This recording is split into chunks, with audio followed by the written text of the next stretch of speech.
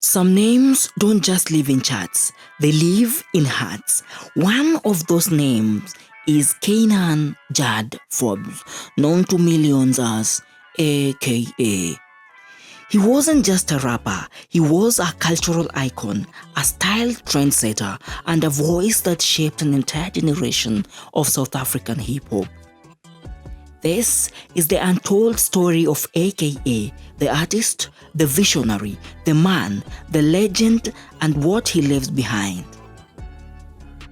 Born on January 28, 1988, in Cape Town, South Africa, AKA grew up with music in his DNA. He studied sound engineering and was obsessed with rap from an early age. But he didn't just want to make a song. He wanted to create a sound that was South African but world-class. In 2002, he co-founded a rap group called Entity, one of his early shots at the spotlight. But it was his solo career that turned him into a household name. His breakout single, Victory Lap, in 2011 wasn't just a hit, it was a statement. AKA had arrived. Now, from that moment, the run was unstoppable. Albums like Levels, Touch My Blood, and Be Careful What You Wish For with cemented him as one of Africa's top-tier lyricists. His bars were sharp, his delivery polished, and his confidence unshakable. He was never afraid to be bold, whether in interviews, award stages, or social media battles. You might not always agree with him, but you'd always hear him. That was AKA. But he wasn't just about music. He had a sense of style that turned heads, launched trends, and made every outfit feel like a statement. Luxury brands noticed, so did corporate partners. He became one of the first South African hip-hop artists to land major endorsement deals from vodka brands to sneakers. AKA knew his worth and moved accordingly. And beyond the flash, he was strategic. He launched Beam Group, an entertainment and business company. He didn't just want to be in front of the camera, he wanted to own the lens.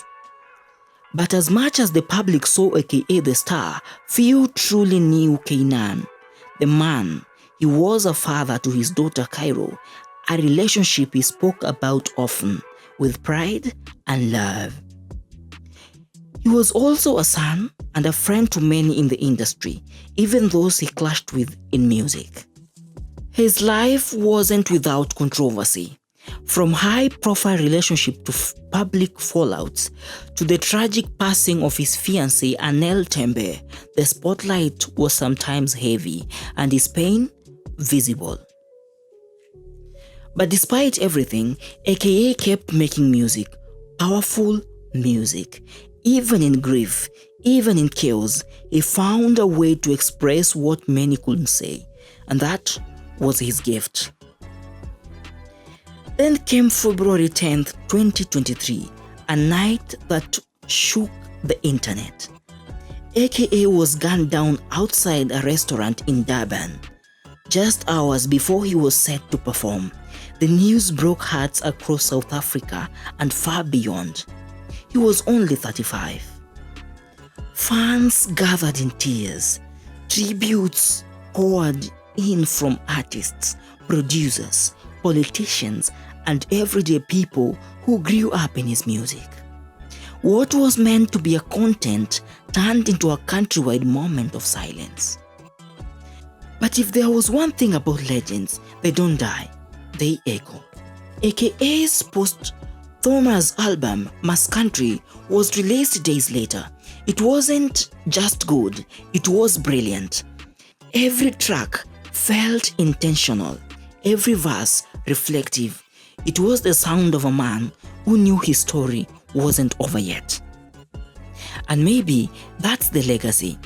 AKA gave everything to South African music. His voice, his creativity, his fire. He opened doors to others, pushed the bar higher, and reminded artists that you could be proudly African and global at the same time. He was a fighter, a lover, a father, a creative, and now he is a legend. Long live Super Mega. His music plays on, his voice lives on, and his impact, it's forever. If this tribute moved you, leave a comment, share your favorite AKA song, and subscribe for more powerful stories from Africa's biggest icons. Rest in power, Mega. You changed the game. Till next time, bye-bye.